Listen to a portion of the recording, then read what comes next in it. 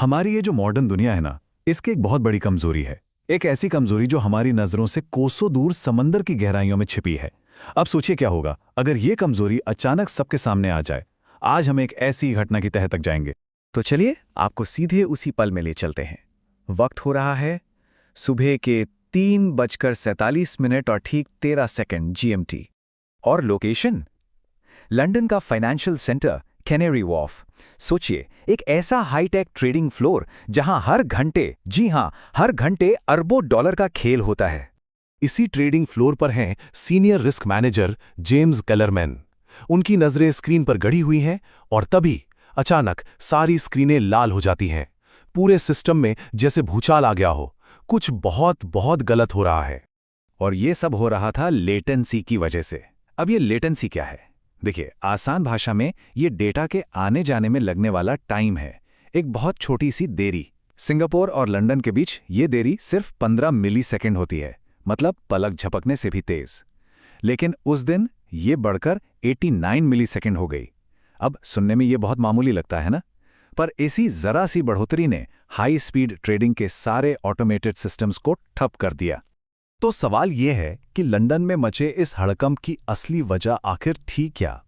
इसका जवाब उस ट्रेडिंग फ्लोर पर नहीं था। नहीं, वो तो हजारों मील दूर समंदर की अंधेरी गहराइयों में छुपा था।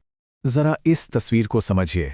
एक तरफ लंदन की चमचमाती ऊंची इमारतों में एल्गोरिदम फेल हो रहे थे, वहीं दूसरी ओर ओमान की खाड़ी में 3000 मीटर नीचे अंधेरे में कोई जानबूझकर तोड़फोड़ कर रहा था।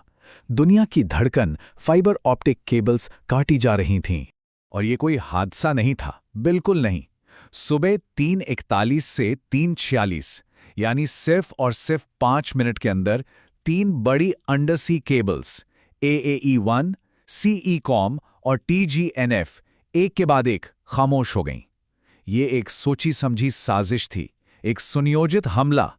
शक की सुई सीधे ईरान पर गई। क्यों? क्योंकि अमेरिकी सेंटकॉम ने कुछ अजीब गतिविधियां नोट की थीं। ईरान के कुछ रिसर्च जहाज उस इलाके में थे जहां उन्हें नहीं होना चाहिए था। साथ ही छोटी पनडुब्बियों के थर्मल सिग्नेचर मिले और मानव रहित अंडर वाटर व्हीकल्स यानी UAVs की मौजूदगी का भी पता चला, जिनका इस्तेमाल छोटे छोटे बम लगाने के लिए किया जा सकता था। लेकिन ये केबल्स इतने जरूरी हैं क्यों?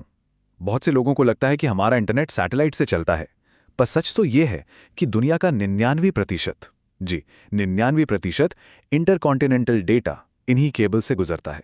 हमारे video calls, bank transactions, cloud पर सेव की हुई फोटोज, सब कुछ इन्हीं पर टिका है।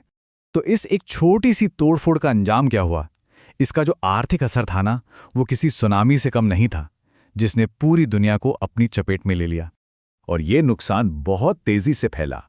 सिर्फ एक कंपनी थॉर्न ब्रिज को $47 मिलियन का घाटा हुआ। सिर्फ 24 घंटों के अंदर फाइनेंशियल मार्केट को $3 बिलियन का झटका लगा और देखते ही देखते कुछ ही हफ्तों में कुल आर्थिक नुकसान $18 बिलियन के पार पहुंच गया। और यह मत सोचिए कि इसका असर सिर्फ बड़ी बड़ी कंपनियों पर हुआ। नहीं, इसे एक अदृश्य टैक्स की तरह समझिए जो हम सब पर लगा। जब Amazon और Google जैसी बड़ी क्लाउड सर्विसेज के खर्चे बढ़े तो उन्होंने क्या किया? उन्होंने ये बोझ हम जैसे आम ग्राहकों पर डाल दिया। नतीजा, इंटरनेट से जुड़ी हर चीज पहले से थोड़ी और महंगी हो गई। अब जरा एक नए तरह के युद्ध को समझते हैं।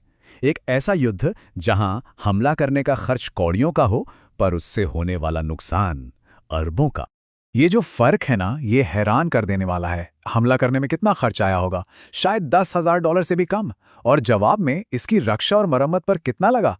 $18 बिलियन से भी ज्यादा।